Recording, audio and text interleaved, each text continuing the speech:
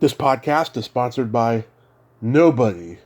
Hey dudes, welcome to Splat from the Past, the only 80s themed horror sci-fi show where things can get totally radical. Now today I will be welcoming Steve Cox. Steve has written over 22 books about classic film and television, and today we're going to particularly talk about the Addams Family and the Munsters because he's written books about them. The Addams Chronicles and the Munsters, a trip through Mockingbird Lane, and we're going to talk about those shows, you know, the reboots or what have you, and the history of them. And it's going to be a great conversation because Halloween is approaching us. Halloween October has just been so friggin' fascinating and amazing all month long.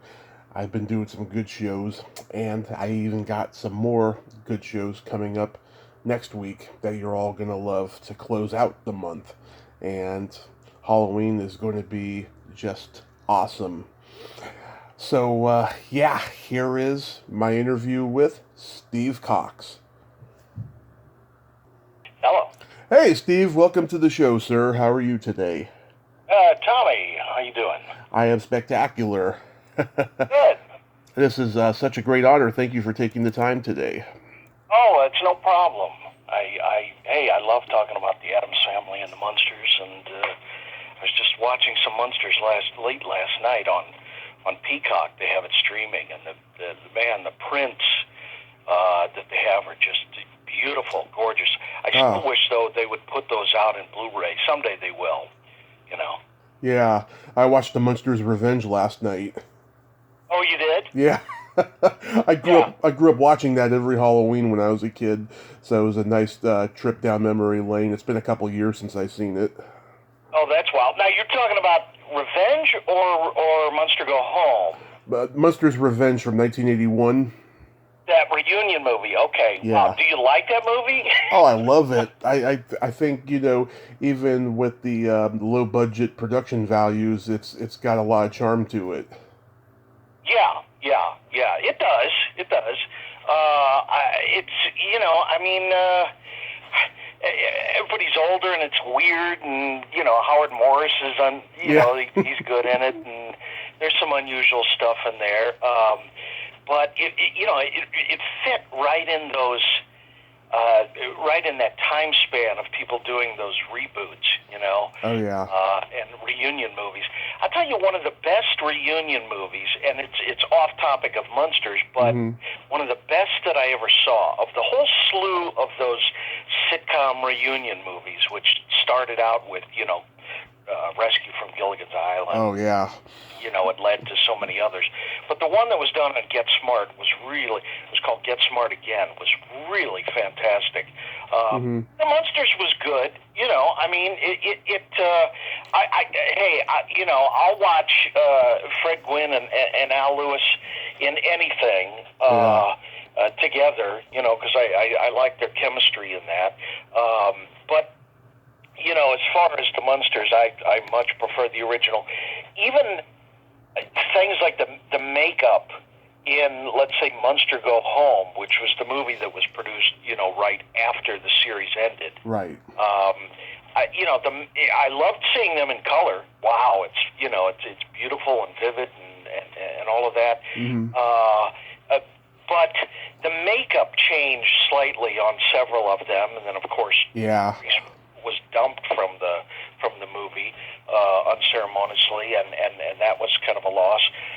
So even the changes like that, but you know, strangely, they did things to both Fred Gwynne and Al Lewis's makeup for that movie that it was kind of odd. And you know, the strange thing about Munsters Revenge is that, you know, Al Lewis, his performance of Grandpa is I think he's like, instead of doing the old Grandpa, I think he's sort of doing what he thinks was Grandpa back then. I mean, it's kind of it's changed. He's older, so it should have come more natural to him, like the walk and the delivery and all that.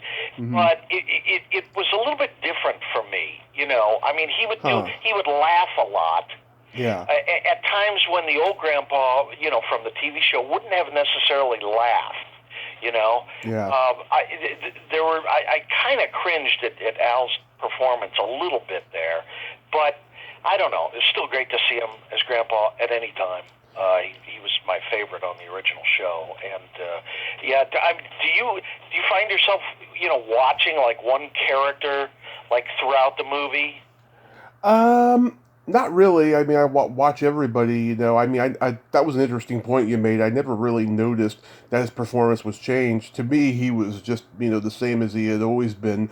But yeah, maybe it's because he had been out of practice for a while and he grew older. That I mean, if I watch it again, I'll definitely notice it now. Yeah. I mean, it was kind of interesting to watch Fred Gwynne kind of crawl back into that character.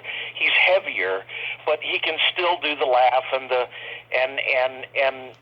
I was always amazed at how he could shine through the makeup. In other words, much like a clown does, Mm-hmm.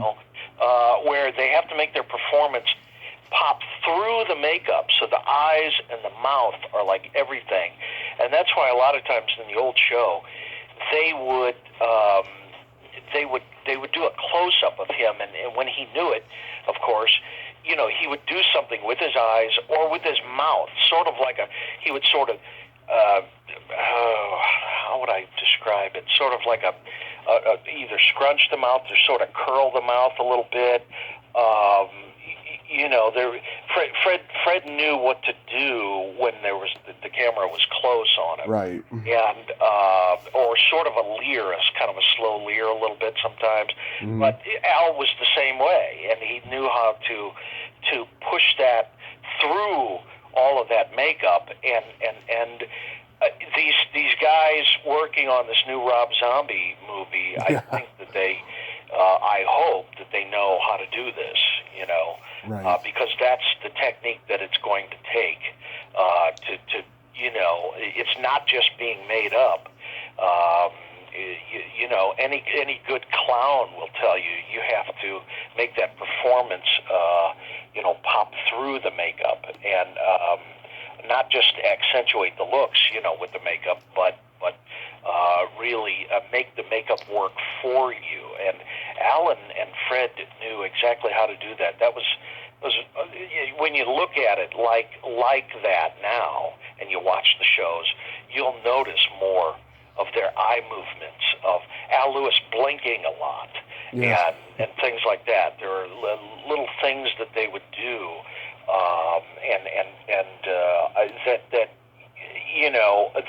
they were selective. They were very selective in their movements, and that was something that Al, I remember, told me that he gave Fred Gwynne that suggestion in acting years ago. Be selective with your movements. Be very methodical, but know what you're doing, and don't just move herky-jerky to move, but be selective about what you do with your hands, Right. with your face, and all of that. And those guys really did that. I mean, I was just marveling at it watching last night because the prints were so good, Yeah. So, really quick before we go further with the Munsters and the Addams Family, Sure. tell me about your background. You've written 22 books about classic television and film. What made you want to get into Hollywood Historia? I grew up in St. Louis. I didn't grow up around Los Angeles or New York or any entertainment capitals or anything, but I was a product of TV and loved the old shows. That's not to say that I didn't go out and play, and I had my bike and played soccer and stuff like that as a kid, and I enjoyed my childhood too. But when I watched TV, I was very intent on it and focused on. I remember watching Gilligan's Island and just sort of focusing on how it was made and how they did this, and that maybe I was looking at it in a different way, but I still loved all of those old sitcoms. That was my main thing, and I went as for college. Well, I grew up in St. Louis, and as for college, I went to school at a university called Park University. It's a small liberal arts college, and I wanted to get into communications, and which led me to journalism degree. And while I was in school, I pitched and sold a book on the Beverly Hillbillies, Mm-hmm. which ended up coming out. That was my first book, and that came out in '89, I think. That was the year. I graduated in '88, and that came out. That was my first book, and then that led to more books, one after the other. And Tommy, I got into it certainly not for the money, because you don't get rich on this type of book, right? But at that time, there were no books about these shows. The only books about sitcoms that were out when I was younger was somebody had written a book on Amos and Andy, one on the Honeymooners. There was a book on I Love Lucy by Bart Andrews. There was maybe one or two other really, really classic shows, but there was nothing on the Hillbillies, Get Smart, Gilligan's Island, and all the rest, shows that I just dearly loved. And so I just started setting out to find out for myself about these shows, and one led to another. I also became friends with Paul Henning, and he was the creator of the Beverly Hillbillies and Petticoat Junction, and executive producer on Green Acres. He was from Missouri. He was a Missouri boy like me, and so we became fast friends. And he was a bit of a mentor to me, and always supported my writing and that was very helpful, because there were times, kind of lean times, when I would be working on a project, and Paul would always say, "When are you coming out to California? When come on out and visit?" And I would usually do that in conjunction with the project I was working on, so that helped me on expenses, staying at his home and in Southern California here. And he was always very supportive that way, and in so many other ways. But Paul was one of those great radio icons, and a writer that went back to. He was really one of the inventors of the sitcom, because he started with Burns and Allen in radio, brought them through into television successfully, and then the Bob Cummings TV show, which was very successful, and then he went on to the Beverly Hillbillies and others. So this guy was one of the inventors of the whole medium, and I just loved his work, and every conversation I had with him over a cup of coffee, he was a great guy.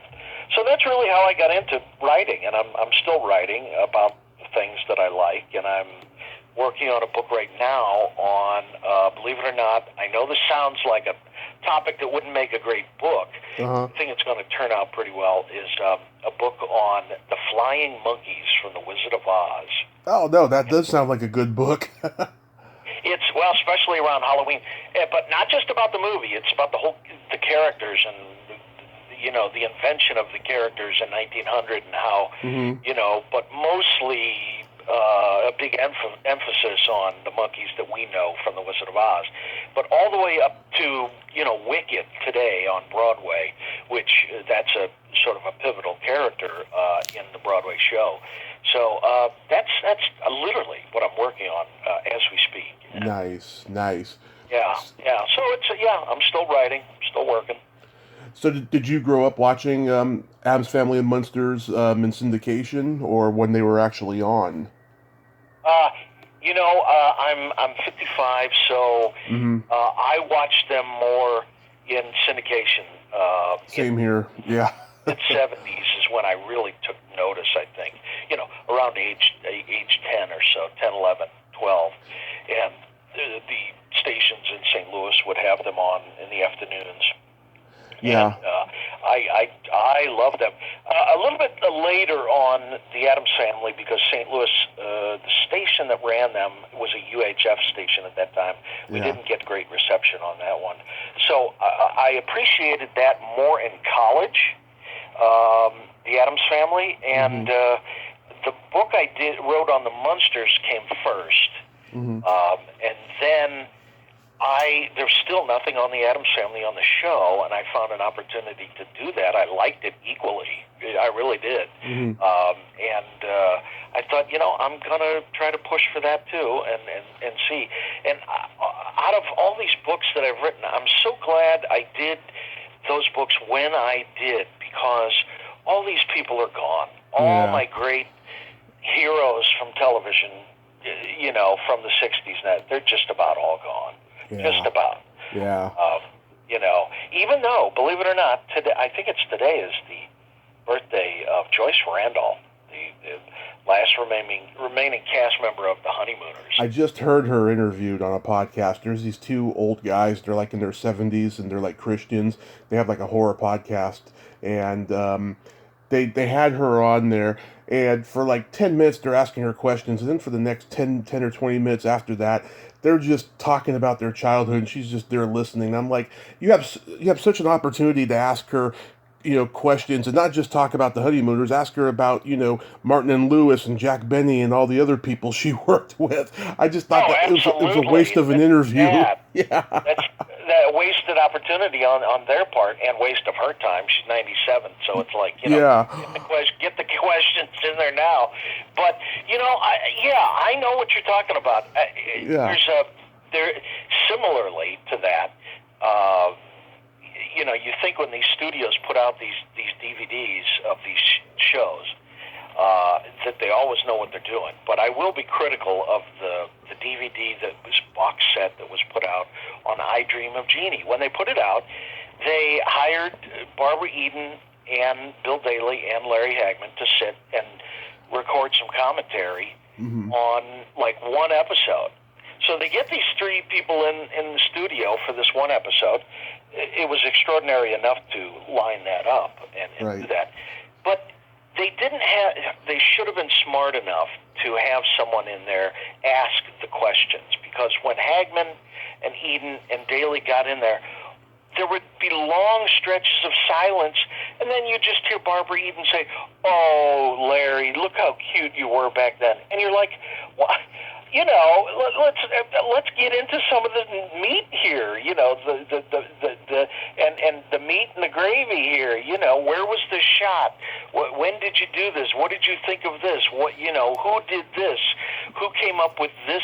Who was the guy behind the special effects? How was this special effect done? There was 1,000 questions to ask, and no one asked them, and it was such a waste of time. I was horrified by that, but I don't blame those three, because it was kind of new. The medium of doing that, a commentary, was somewhat new. It was new to them, obviously. They didn't know what to do, and they didn't know how to keep it rolling, but they needed a moderator desperately. Yeah. And that's why, that's another reason I would write these books, because I would really try to go in and ask questions, the things that I wanted to know about how these shows were produced, created, cast, all of that. And I know let me tell you, there's questions I think to myself now that I had wished I had asked all of these people, Nguyen and Al Lewis, and Yvonne DiCarlo and all the rest of them, before they had died. I wish I had. There's certain portions of history that are lost, but I tried, and I think I did okay. They're not the be all end all books on these shows, but I think they're pretty good. So with the Munsters, I mean, it was unlike the Addams Family, which was a comic strip. Munsters wasn't a comic strip. It was just an idea that was pitched at Universal, right? That's true.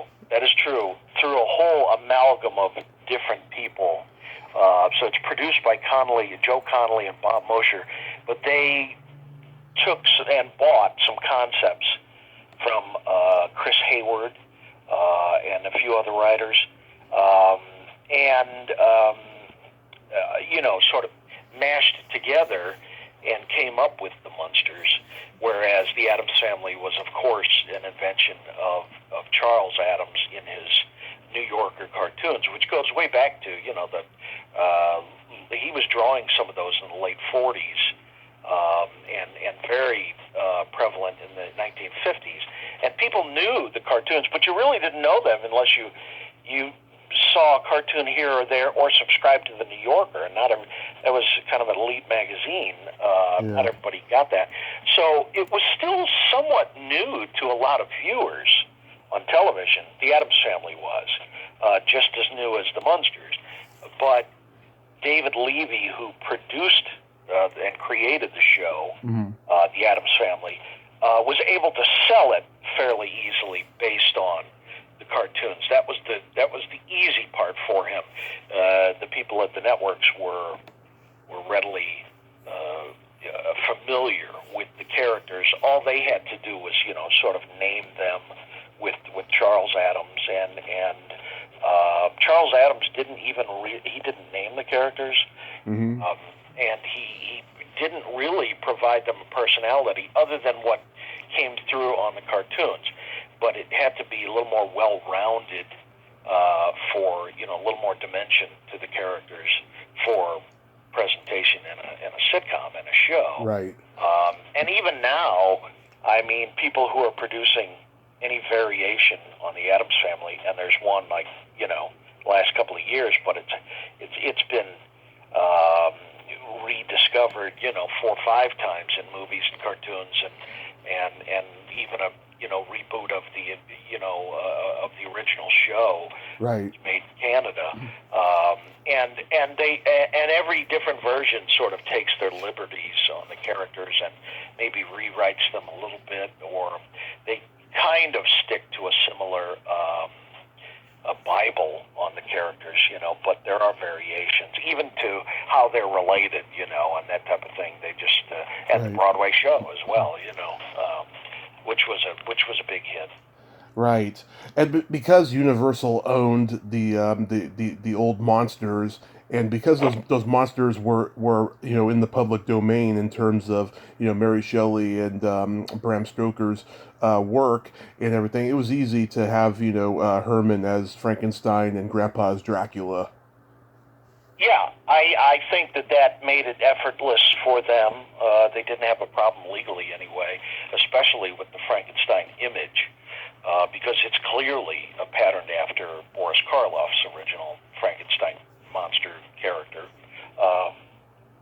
And Dracula, I mean, as anything goes, it's not a direct correlation to Bela Lugosi's. Yeah. But it's in the vein of an older grandpa type of Dracula, Yeah. And Lily could be compared to Vampira. She could be compared to all kinds of different sort of characters like that. Even very Charles Addams-esque in a way. Yeah. Just sort of with the long dark hair and all of that. But any variation, I think with the Munsters, even with the new Rob Zombie movie, they will stick to the pattern. I think they just will add their own twists here and there. Universal, man, they are the hub for the old the masters of horror, and right.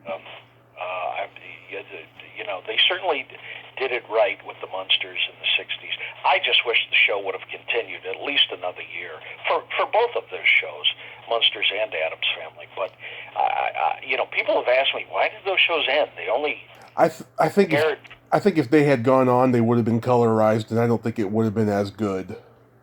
Well, and that's a possibility, because everything was turning over to color. It would be interesting to see them in color, but there was still, I think, the choice to retain both of those shows in black and white. Yeah.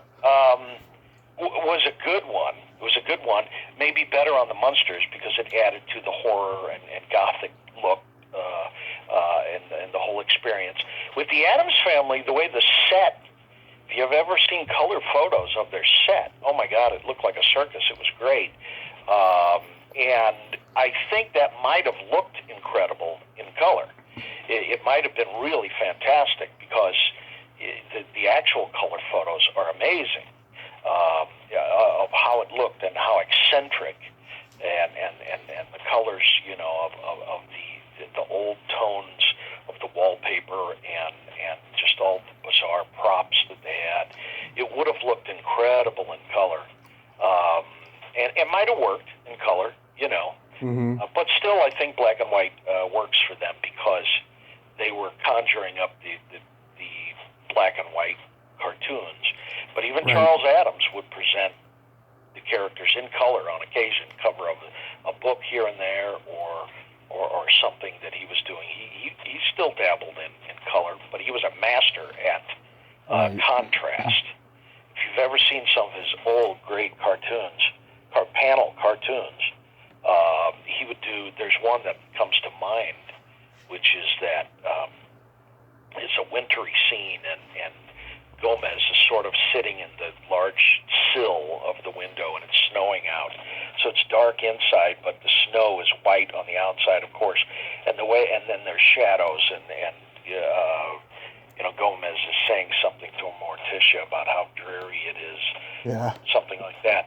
And if you just look at how it's done and the use of contrast in that, utterly amazing. I mean, the guy was a just absolute master artist, and you know, so I think that's probably why they went the route of black and white on Addams Family at that time. But that they were right there in those years that everything was switching to color. You know, right? That works. Everything was moving over. Yeah. That is it true that Fred Gwynne had an affair with Beverly Owen? You're going right to the yeah. You know, only Beverly Owen can answer that. She's gone. Yeah. Fred's gone, of course, too. That's what the story is. It's that there was something there at the very beginning. See, she when she started out, Beverly Owen, the first Marilyn, of course, she moved out from New York, just like Fred and just like Al, and they, you know, were all based in New York at that time, and they moved out to California for the show specifically. So none of them had homes out here.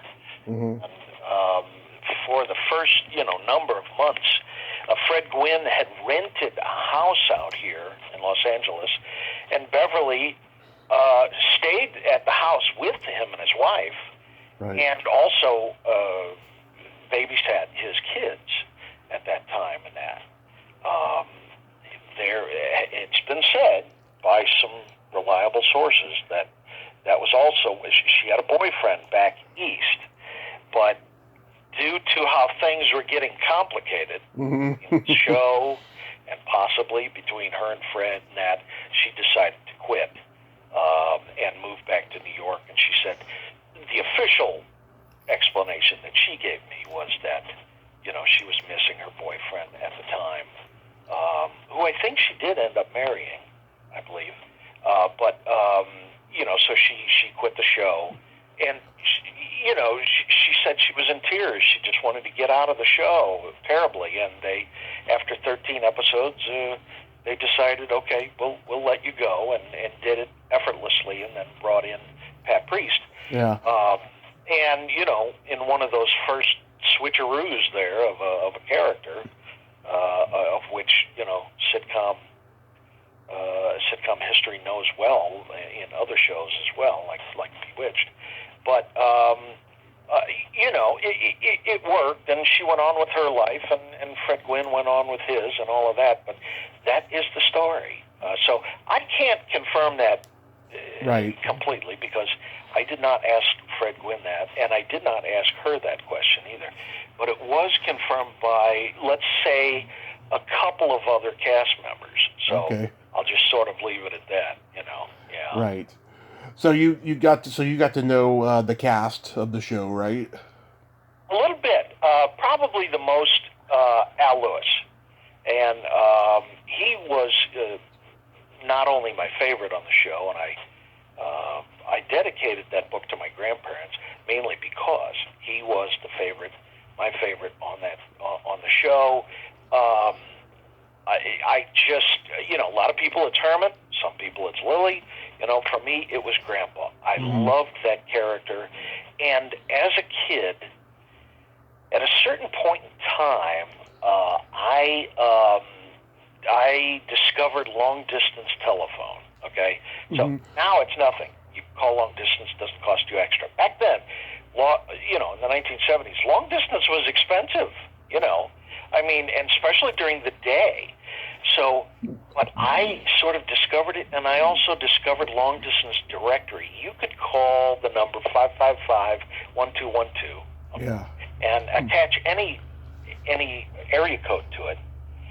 In this case, California at that time was 213, mostly Southern California, and then call and ask directory, such and such is so-and-so listed and whatever.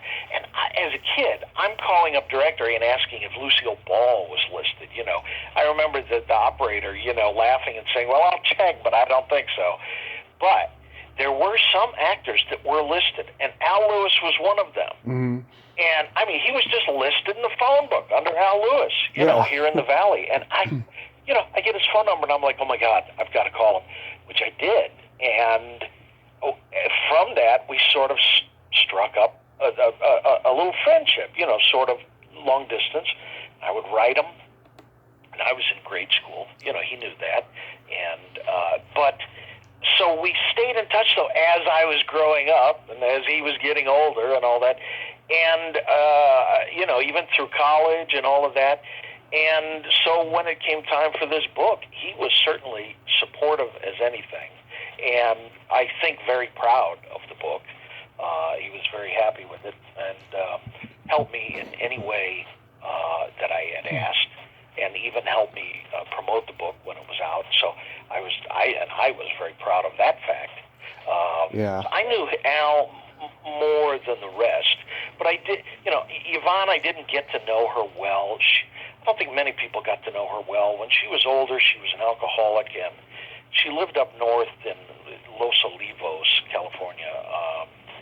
It's up north of Santa Barbara and that. So she was sort of out of show business at that time, and very rarely outside of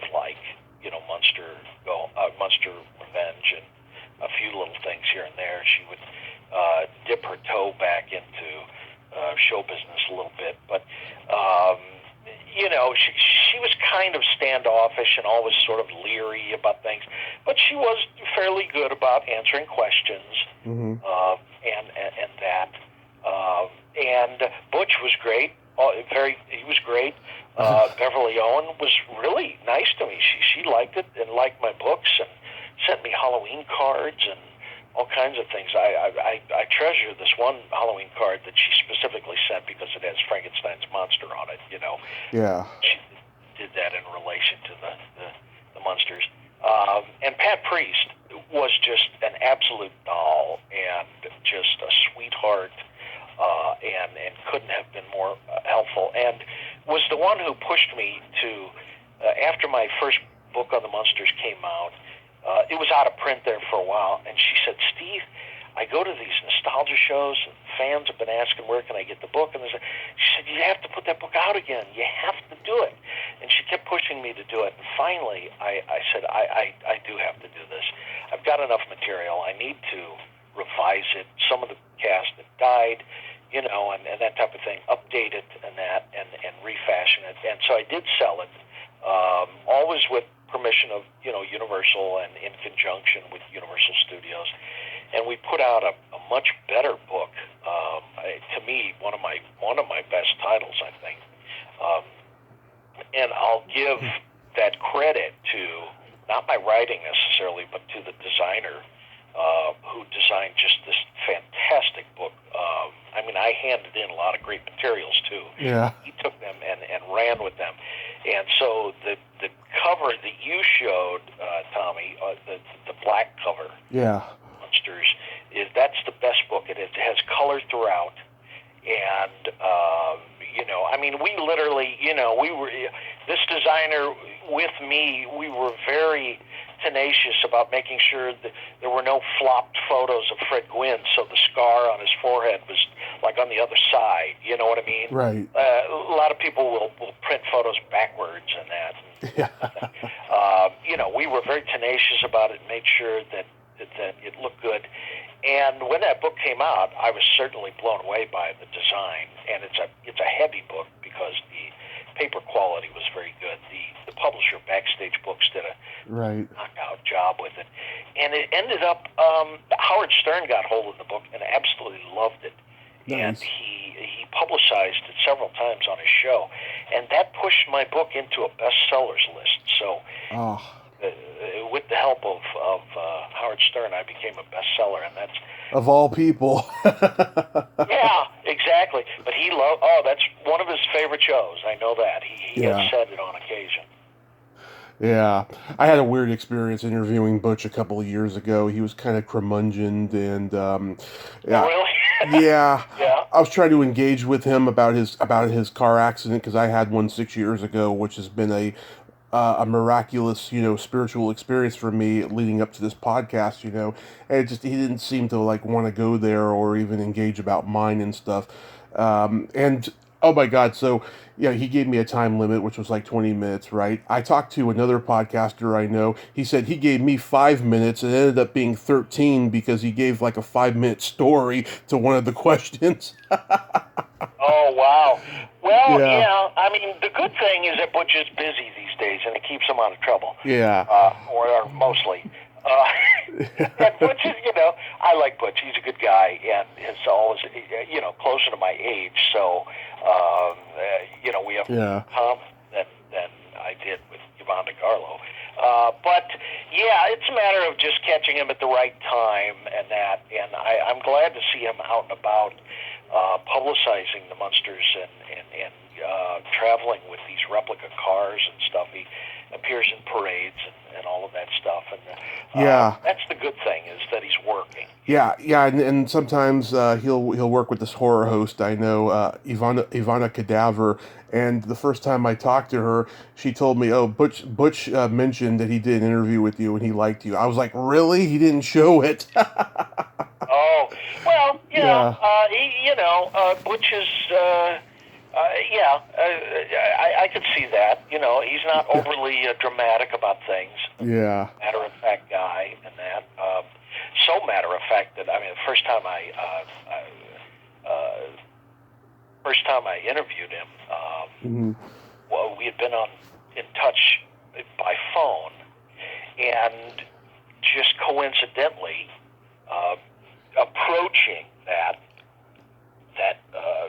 my deadline and that, he and Al and Pat Priest were all doing an appearance at a circus out in Indiana, and so I was in St. Louis at the time, and so they all suggested, "Why don't you come up there and do some interviews and stuff at the hotel and all that?" So we did. So that was my first sit down with Butch. Mm-hmm. And the first time I sat down with him, he just lights up a joint and he's smoking while we're talking, which was fine with me. But he didn't offer me any, but it was fine with me, But I could have written about that.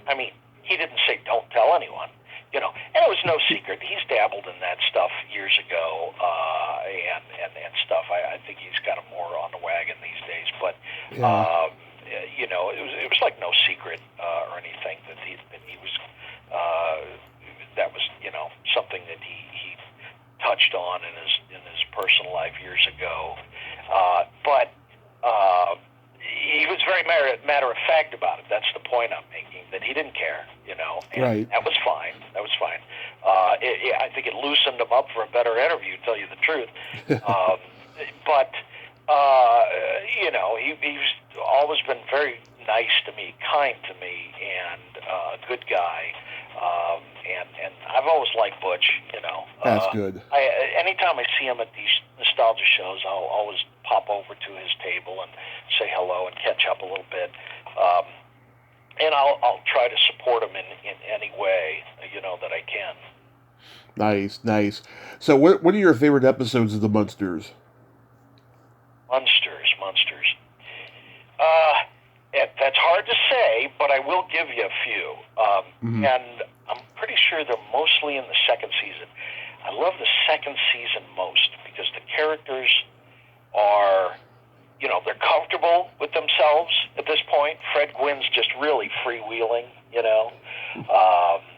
I love the episodes where Al and Fred become very antagonistic toward each other. It's a great episode. Let me think of the title here. I think it's called The House Divided, where they're building a go-kart for Eddie, and Herman wrecks it, and then because Herman and Grandpa are angry at each other, they draw a white line throughout the entire house and divide the house in halves, and it's just hilarious. It's just a great episode. I love the Fregosi Emerald episode. There's just great stunts and gags in that. The whole cast, even Pat Priest, sort of shines in that cast. There's another one that I really love. One of my all-time favorites is called A Visit from Johann. Fred Gwynne plays a dual role, and he plays a cousin of a descendant of Dr. Frankenstein. I don't remember that one. It's a great one, isn't it?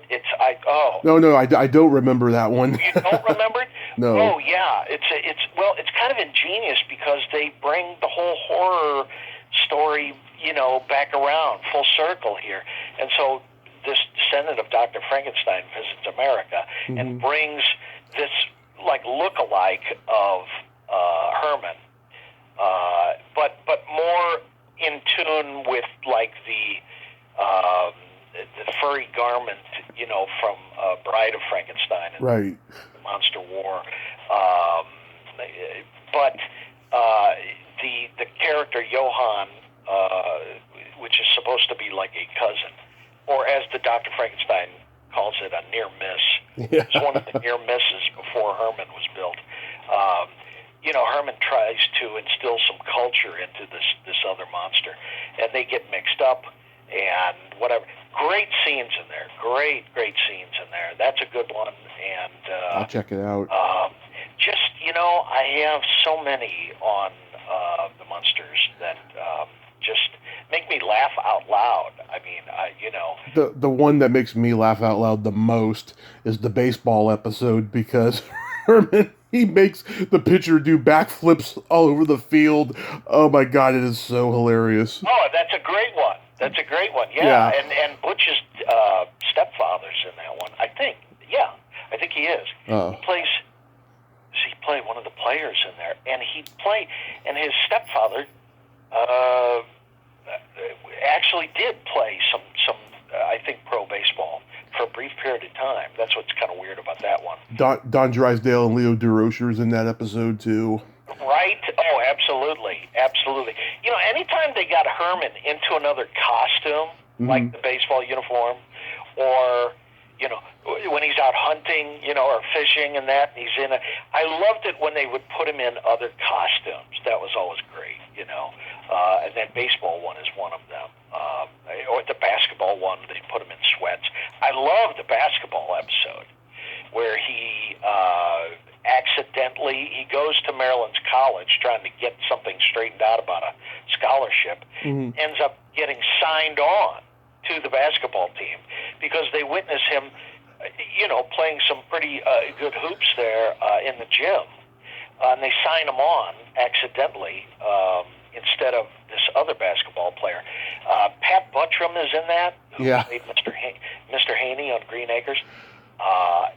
That's a good episode too, but like I said, a lot of times they had, of course, Fred Stuntman doing a lot of that stuff. Yeah. Also, of course, the classic where Herman's face turns normal. Oh, that's a great one. That's a great one. I love that too. Absolutely. Dom DeLuise plays Dr. Dudley in that one, not Paul Lynde. True. Right. I remember Al Lewis said he much preferred Paul Lynde. He said Paul Lynde was the best. Dom DeLuise was good, but Paul Lynde was the best. I can only imagine that Paul Lynde must have been busy or something. I did a Paul Lynde tribute with a woman who knew him and wrote a book about him, and stuff. I think she told me he was busy and couldn't do it that one time. Yeah. I prefer the Paul Lynde episodes for the Doctor, but Yeah. hey, Dom DeLuise is funny too, and it ended up that I guess Dom DeLuise and Fred Gwynne became very good friends too, family friends. Wow. Would visit each other, a lot, and up until the time, Fred Gwynne died, he was still friends with Dom DeLuise. Yeah. Oh, that's good. I think meeting on that episode, if I'm not mistaken. Yeah. There was this one episode, I can't remember the whole plot, but there was a scene where they're at the dinner table and they take the dinner rolls out of the oven and they start bouncing off of the table and onto the ceiling and stuff, and then they duck for cover. Oh, that's a great one. That's the Fregosi Emerald one, because okay. Lily's popovers start becoming, like baseballs and popping all over the place. And that's a great scene. That's another thing that the Munsters did that the Addams Family didn't do as much, were the special effects.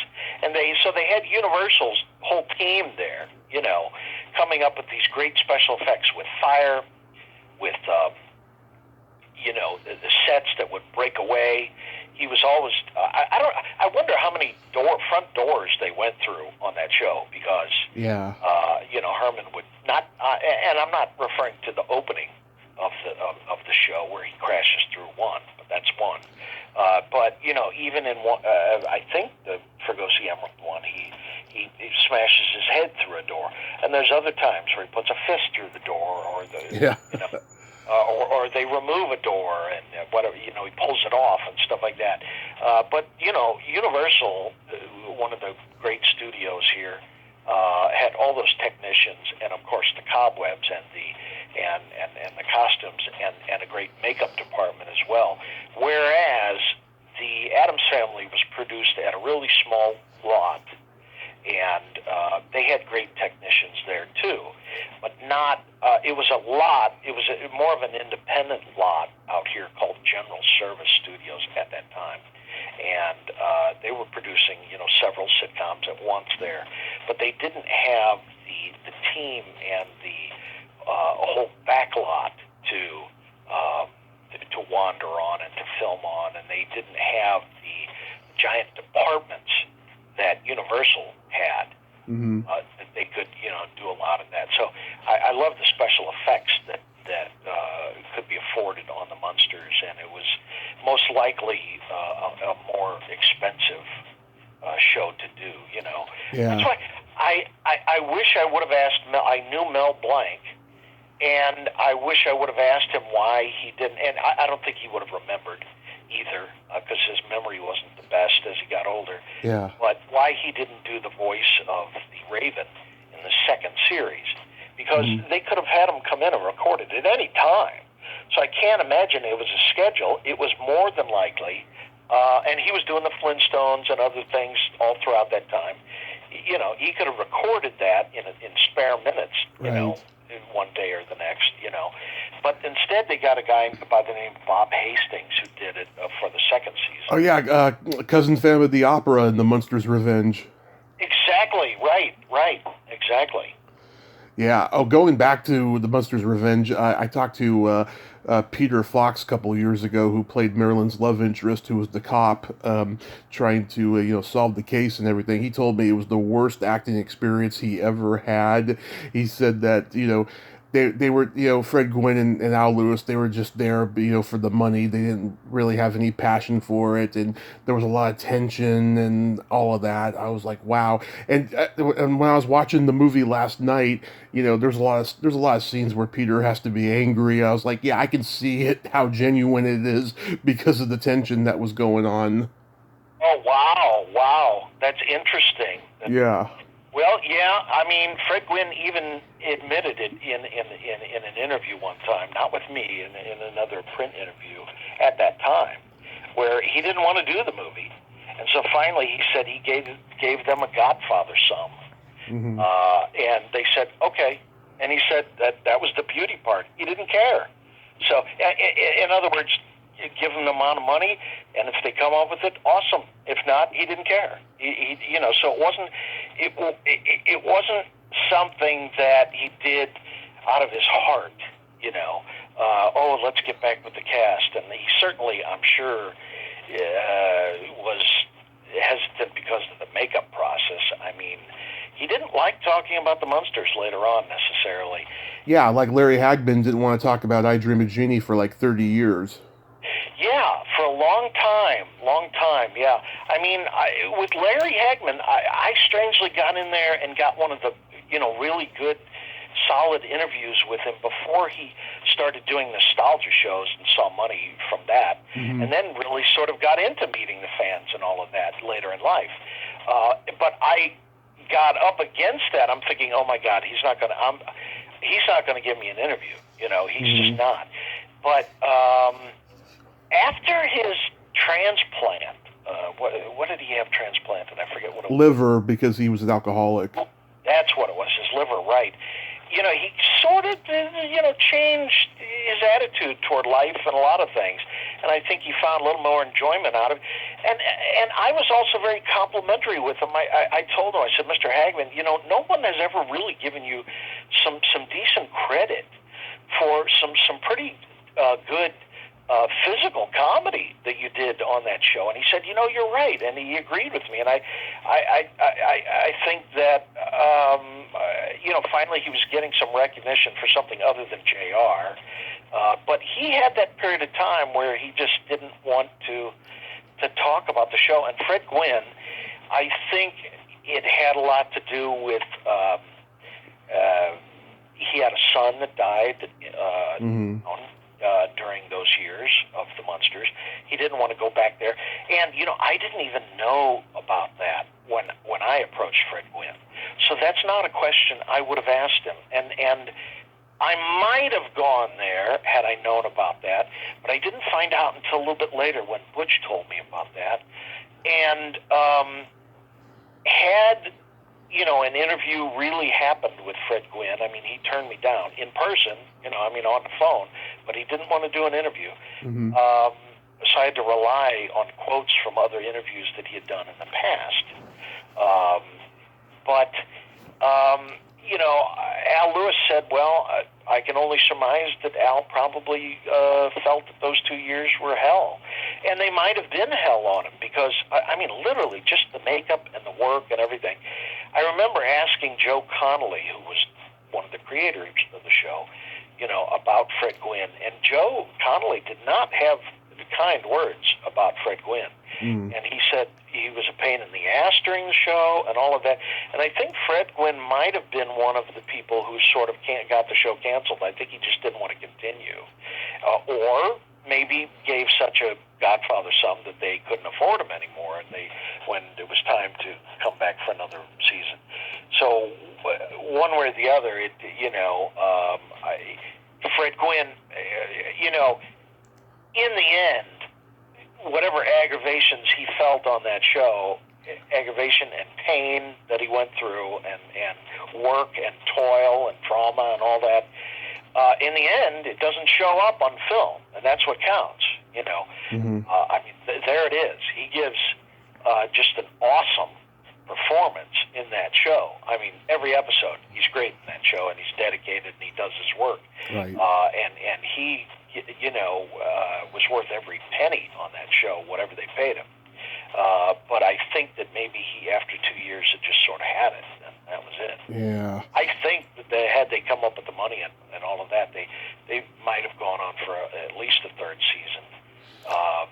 Because even then, they knew the worth of syndication. Syndication was starting to come in, and they would want more, although, syndication, those days, there was like 32 episodes each, so, for both shows, some like 64 episodes. That's like 3 or 4 seasons today of a show, but they spent a lot of time on that show, on both shows, Addams and Munsters. And at least we have, 60-some episodes of both of those. Right.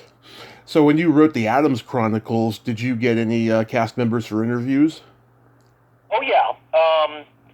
The two kids, Lisa Loring and Ken Weatherwax. Kenny Weatherwax was a little standoffish, but I finally got some quotes from him, and then later he really eased into it a little bit, and I put more into the second edition, the revised edition on that.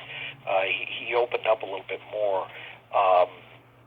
I'm not sure why, but he was hesitant as being known as Pugsley. Even though he did that reunion movie, just like Lisa Loring did, as older Pugsley and Wednesday, which was kind of an oddity. The way they presented that in Halloween, what's that called? Halloween, the new Addams Family, I think, something like that. Yeah. That reunion movie, which is it's okay. It's nice to see them all in the costumes again, including Ted Cassidy and Jackie Coogan and that. But Coogan and Cassidy were gone by the time I started my book. Felix Silla was great. I love Felix. I talked to him last year. He was such a great guy and a great storyteller. Oh, wow. Well, you must have talked with him, what, maybe not long before he died, or what? Yeah, it was January of 2020. Oh, when did he die, then? I think he died about 8 months ago, I want to say. Okay, yeah. Which was a surprise. I hadn't talked to Felix in a little while, and I didn't know he was sick. I don't think he told anyone he was sick, because I think he had pancreatic cancer. And so I know he liked to travel, and I went around to like the Chiller show with him and different places. He was great. He was great because I like little people anyway, and he knew a lot of the same little people I knew, people that worked in The Wizard of Oz, and that was another book that I wrote years ago on the Munchkins from The Wizard of Oz. So he was not in The Wizard of Oz. He was too young for that. But he didn't come over to the United States directly from Italy until like around I think it was the late 50s. Mm-hmm. So Addams Family was amongst his first work, in his initial years. It was some of his steadiest work, right, at the beginning of his career. Right. But he was great. John Astor was great, and he wrote the foreword for the book. And let's see who else. I talked to other people that were, like for instance, the guy that was really great was a sound engineer by the name of Tony Magro. Huh. He was the voice of Cousin Ed. Right. And the reason I knew, I looked into getting some great interviews with the associate producer by the name of Herb Brower, and he went way back to I Love Lucy and other shows. Right. He had a lot of experience in that, and he was the associate producer on that, so he knew everything about the show. He was so great. And I asked him about the voice.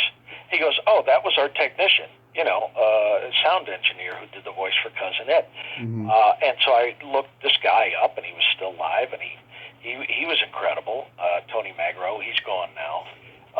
But I mean, literally demonstrated how he did it for me and everything, and that was half the fun of that character was the voice. Yeah.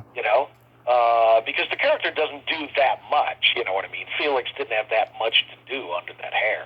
Yeah, that's what he told me. I met Lisa Loring at Monsterpalooza in Pasadena about 4 years ago.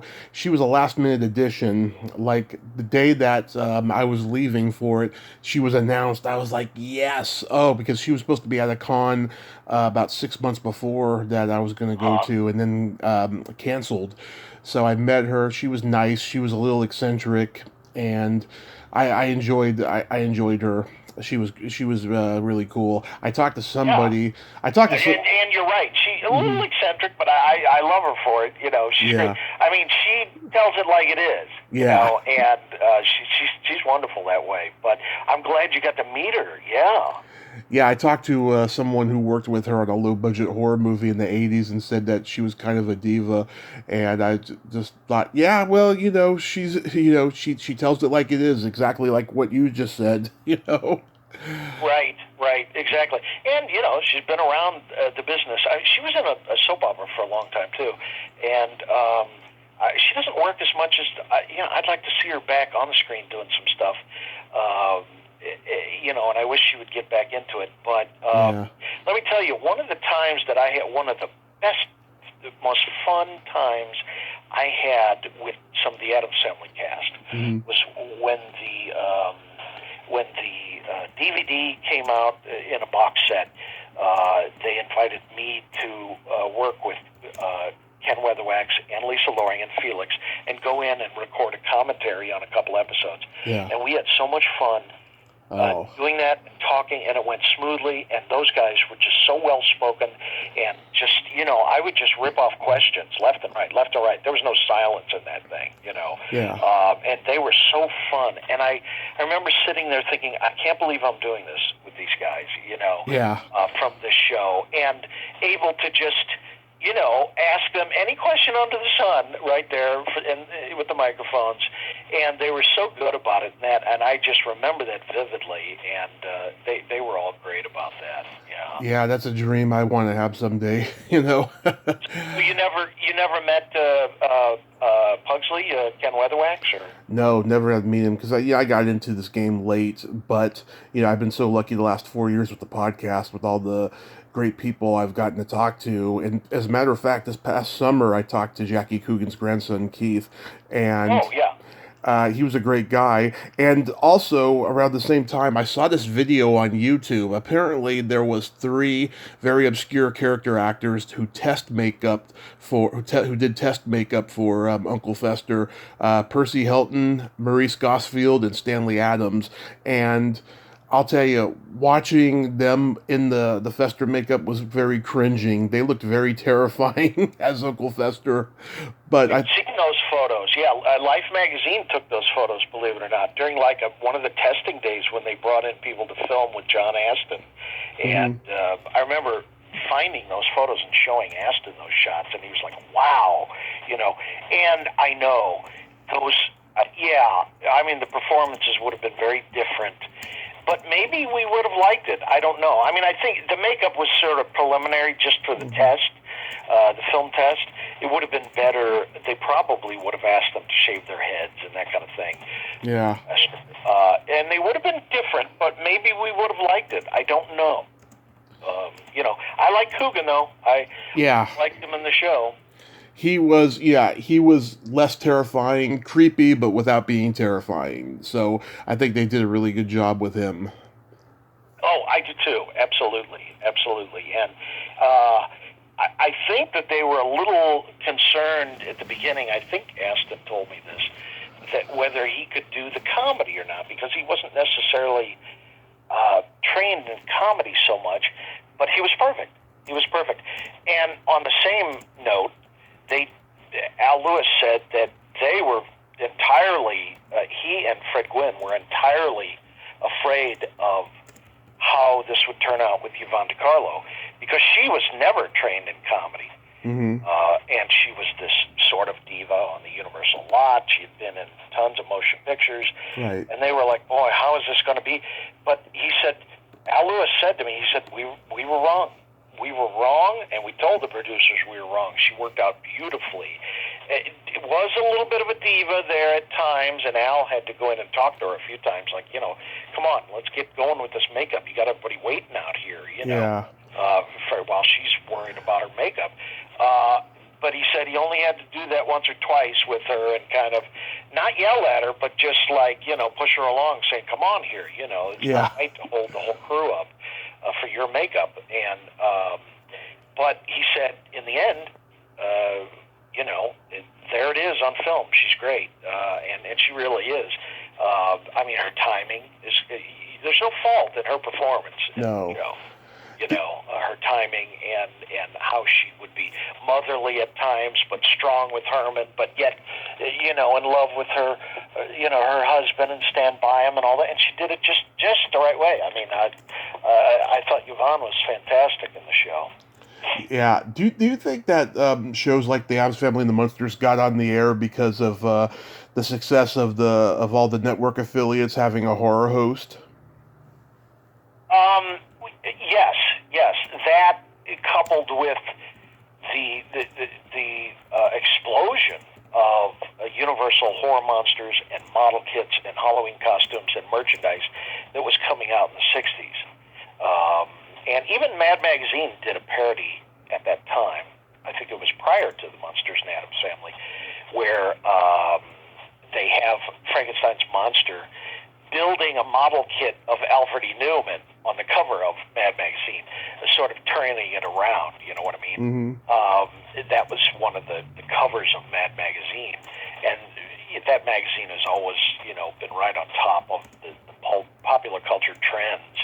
But it was so big back in the 60s, and sort of a renaissance of horror monsters, and of course, with the horror show hosts that were popping up all over the country. I'm sure that helped them along with that. Yeah, maybe absolutely inspired the episode, the Zombo episode, which Louis Nye played Zombo, the TV horror show host that Butch Patrick, that Eddie. Oh, yeah, I forgot about that episode, yeah. Yeah, exactly.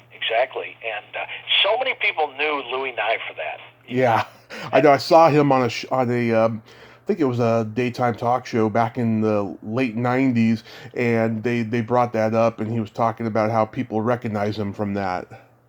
Oh, absolutely. I mean, he had done so many other things. He was confused, but he loved it. He loved the recognition for any of his work. He was such a nice guy.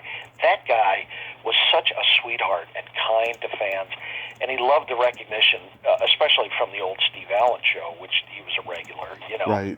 But, I mean, oh, my God, he was hilarious. He could do anything and make you laugh.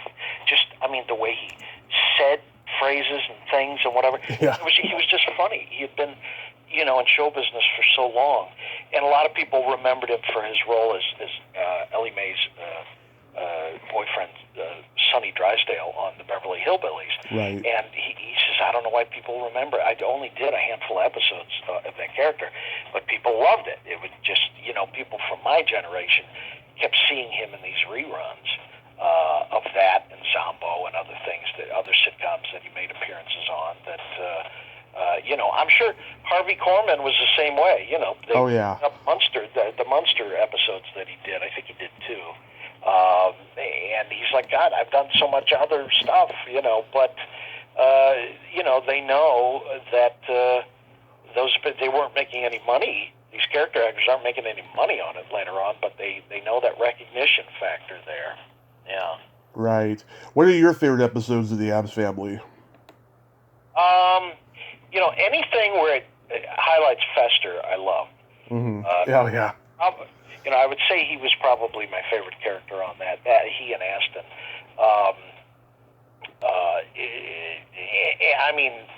Cousin Ed appearances too. I always looked out for that. I love those.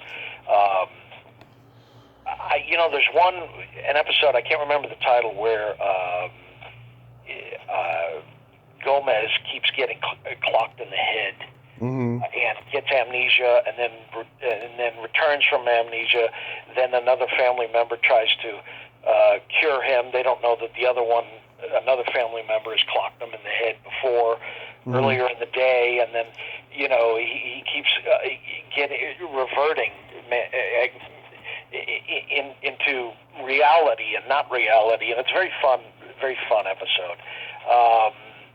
I like the episodes where there's an episode where Gomez runs for mayor, and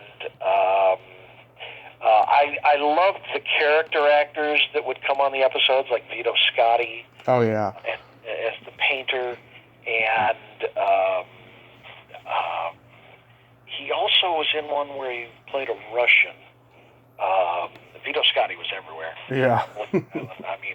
Just did so many sitcoms. But the character actors are great, like the one where Alan Reed enters the house and is frightened by the cast. And you listen to it, and you're like, oh my God, that's Fred Flintstone, Mm-hmm. And rarely seen on camera. At least around that period of time, he was doing more voiceover than he was on camera. And episodes like that, I love those. And of course, there's the one where Lisa Loring teaches Lurch to Wednesday teaches Lurch to dance. I think that's hilarious. Yeah. And the Margaret Hamilton episodes, where she did, I think, a two-parter as, was it Morticia's mother? Yeah, Morticia's mother. Yeah. And those are great. You're like, oh my God, that's the Wicked Witch of the West, you know. And they even dressed her up in part of the scenes where she sort of looked like Miss Gulch, you know, in The Wizard of Oz, sort of reminiscent of that. And so, yeah, those are the ones I love on the Addams Family. It's you know, it's really difficult to pull absolute favorites of those. Yeah, mine are like, you know, I think it was like the second or third episode where Fester wants a bride, so, you know, he puts an ad in the paper, and then the Avon lady comes to the house. That's a great episode. That is a great episode. Oh, yeah, absolutely. Absolutely. And then the Halloween episode with Don Rickles as one of the robbers. Yes, that's a great one. Another great character actor that hit all those sitcoms, Munsters and Addams Family. F. Troop, he was on Gilligan's Island, he was on a lot of those shows, Beverly Hillbillies. Yeah, right. I mean, just hit them all. And yet, I remember meeting him years later, and he didn't, you know, he remembered doing those, but he just didn't have anything to say about them, you know? Yeah.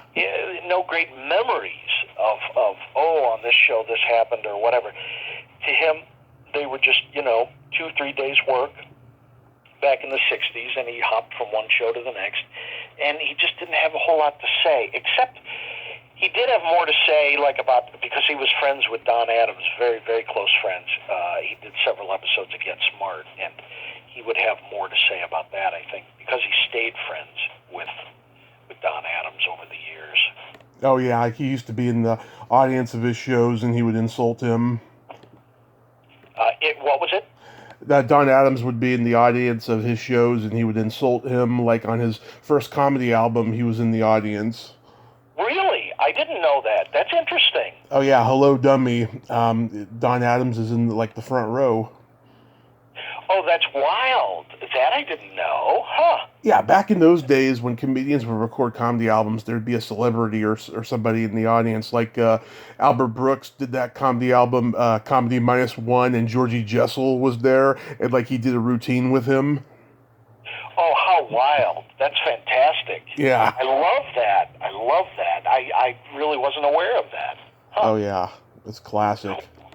That's cool. Yeah. And so all these guys are all gone.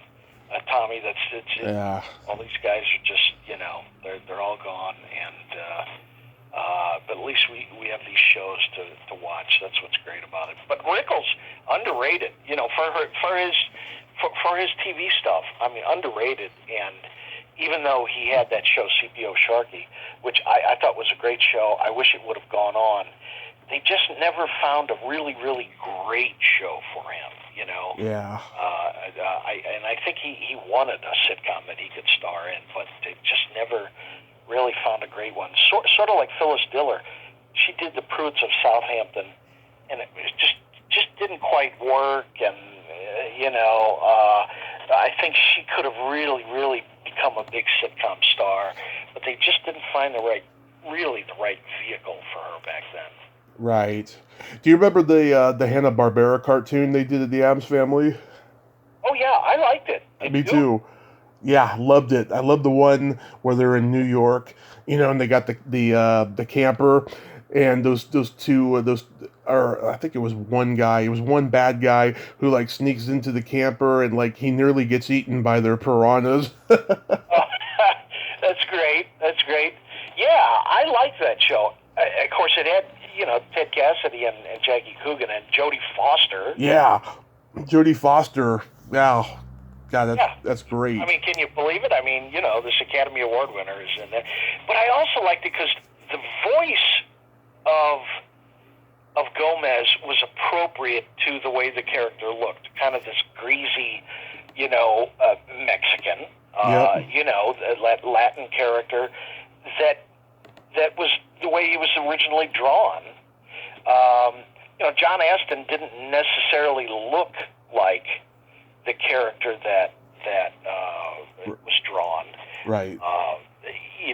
They tried to sort of outline his eyes a little bit more and make them heavier around the eyes. Try to make him look like it, but there was an actor named Lenny Weinrib who was the voice of like HR Puff and stuff. And, Scrappy Doo. Yes, right. Yep. And he was a great voice on that show for Gomez. And I don't remember who did Morticia, but it was a good. I mean, it worked. Right. It was, but it might have been Janet Waldo. I'm not sure. I think so. Yeah, Janet Waldo. Yeah, I thought it was a good show. Yeah, I mean, it was Hanna-Barbera, kind of limited animation, but they took advantage of all the kooky stuff that they could, And speaking of kooky, I mean, Vic Mizzy's theme song for that, my God, that thing lives on. And, that made him lots of money over the years, lots and lots of money. Right. So what did you think of the Barry Sonnenfeld remakes? I liked them. Raul Julia, Angelica Houston, fantastic, and Christopher Lloyd, too. I hated what they did with Cousin Ed, to tell you the truth. Yeah. That character, it's like, I saw that thing and I thought, oh, God almighty, couldn't they do something with the voice and the character itself? It just laid flat. I don't know what they were doing with that. That was awful. But I mean, as far as the scope and the money they put into it, it was beautifully shot, and the scripts were decent. They were good. I liked them. I visited the set when they were. You know what's weird? Mm-hmm. This is fact. This is true. Honest to God. Yeah. I went over to what at that time then it was the old General Service Studio, but it was now renamed something else, and I can't think of the name of it because it switched hands over the years several times. But they were filming on the very soundstage that the TV show was filming on, and they didn't even know it. Oh, you're talking about Orion.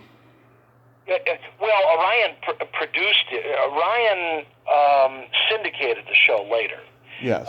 But it's not Orion Studios, though. That was just the syndication name, the syndicator for the show. It was the old General Service Studios, though, and they literally on the same stage that they were doing the Addams Family. When I went over there, I knew it, but they didn't know it. And I mentioned it to a couple of people there. They're like, "Really? This is the same stage they did the TV show on?" I said, "Yeah. Isn't that amazing?" Yeah. So there was a little bit of magic in that, I thought. Yeah.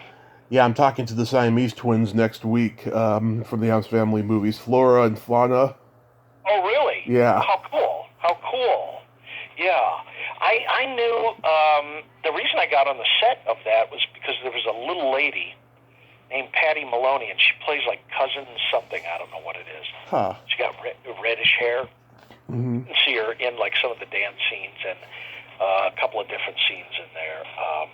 And I said, I'm doing this book. Can you bring me on the set? And she goes, yeah, you come on as my guest. And it was. I thank her for that. But she was. I can't remember the name of the cousin that she played in that. But you see her in the what is it called? The Mamushka. Yeah, the Mamushka. Yeah. Yeah, and that. And I ended up interviewing Raul Julia for that, and he was great. He was super. What a underrated actor he was too. Very underrated actor. Yeah. What do you think is the everlasting appeal of both the Addams Family and the Munsters? Well, man, that's hard to say. Really, I mean, what do I put my thumb on? It's just it amazes me that these shows all continue, and there's remakes and remakes and remakes, and I can only say that it is a testament to the strength of the original shows, and based on that, if those original shows had not become hits in their original broadcasts and in syndicate and building this base of fans back in the '60s, and then their children in the '70s and '80s, and that that produced the ongoing popularity of the shows, and they were just good, wholesome shows. I don't think there's a timeliness to any of them, really. Mm-hmm. I mean, they're dated in that, you see different cars on occasion, cars and maybe some of the other characters when they step out of their homes. But because they are basically set in their homes, in their house sets for 80% of the shows, 80 to 90% of the shows, there's no timeliness to it. It could take place at any time. So, and the production quality of both shows was really good.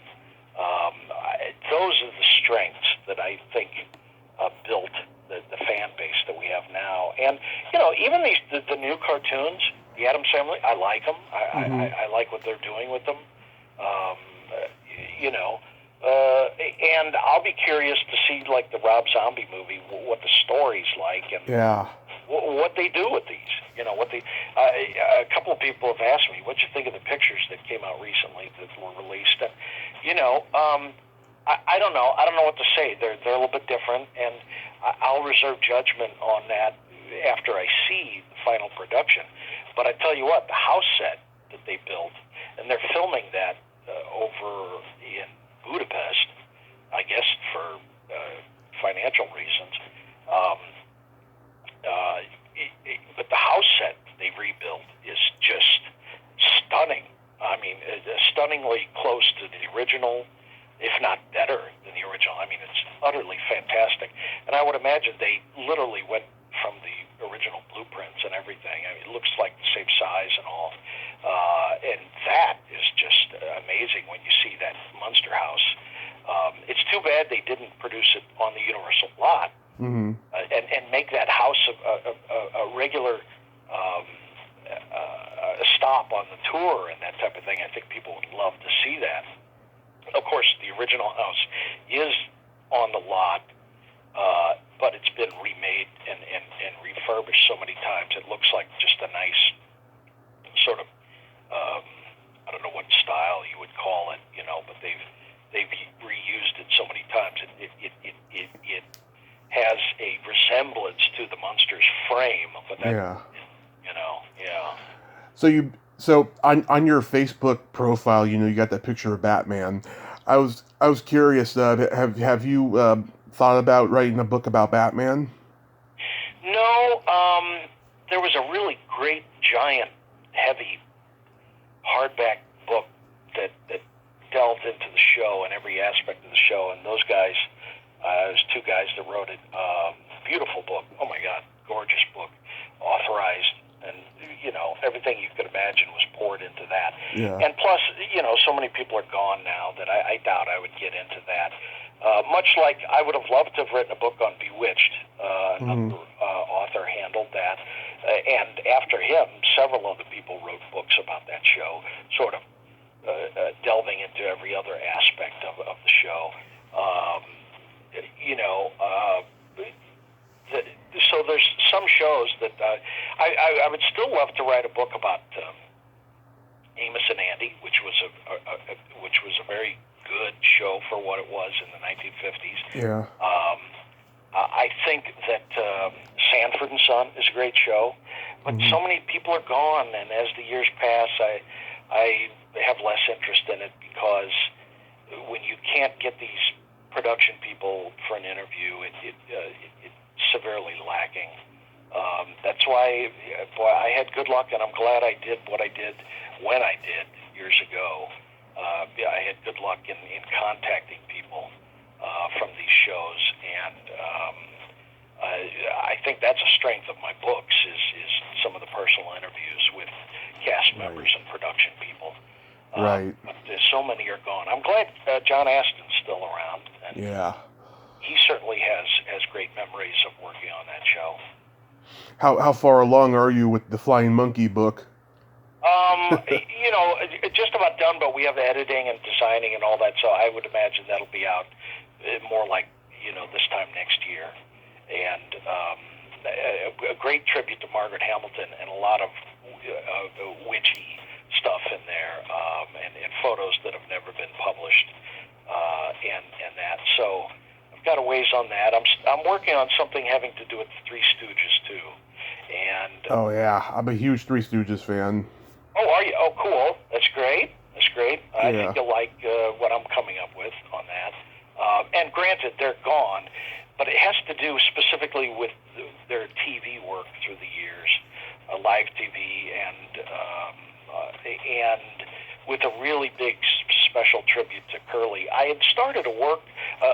I started working on a book on Curly, and sort of set it aside, and because there was really, prior to the Stooges, there's just nothing out there on him. Even biographical documentation is just like, his earlier years are just not to be found. Yeah. So I want to pour some of what I do have into this, and even though Curly, the original Curly, did not work in any of their live TV, he was incapacitated by that time, and gone from the work. But what's odd is that in one of their early shorts in the early 30s, they do a short. They do a bit about going to a home, and a lady is. It's one of their best shorts, called "The Plumbing We Will Go." Oh, I love that one. It's one of Curly's best too. Yeah. And the lady on there, an actress by the name of Bess Flowers, she is demonstrating her brand new TV set. Now this is back in the 1930s. So TV was experimental at that time. So there are people around the country. It was the one where, and the Stooges are working on the plumbing, and they mess it all up. Yeah. And rewire it and all this. And so when she turns on the TV, the gag is that they're showing Niagara Falls, and then water comes splashing through the TV itself, but you think about that, that's some of the first, for people watching that short in theaters, right? And like I think it was around 39. That's the first time they ever saw what TV was actually like in this Three Stooges short. So the Stooges were literally introducing America to television by way of this short film that they made. So I kind of started off like that, but that book's a little ways off yet, and I'm working on sort of several projects at once. Yeah, well, I hope that the book turns out great for you. Maybe next year. Thanks, Tommy. Maybe next year we can talk about that. But I want to thank you for coming on today. This was a lot of fun. Hey, thanks. I appreciate it too. I always enjoy talking about the Munsters and the Addams Family. So thank you for having me on the podcast. My pleasure, sir. You have yourself a great day, and please stay safe. All right. Thanks, Tommy. It was good talking with you. You too. Okay. All right. Here. Bye-bye. Well, there you have it. Steve Cox. Ain't he a cool dude? What a great guy, huh? I love talking to him. He's very knowledgeable, and he takes pride in what he does. And, yeah, he got to be a part of the last run of, reaching out to people from these classic sitcoms. A lot of the people are gone now, unfortunately. But it's all been documented. Check out Steve Cox's books on Amazon. Well, until next time, this is Tommy Throwback Kovac saying there's no shame in living in the past, because the present sucks. Later, dudes. Dun-dun-dun-dun. Dun-dun-dun-dun. Dun-dun-dun-dun-dun. Dun-dun-dun-dun-dun. Dun-dun-dun-dun-dun. Okay, I'll stop now.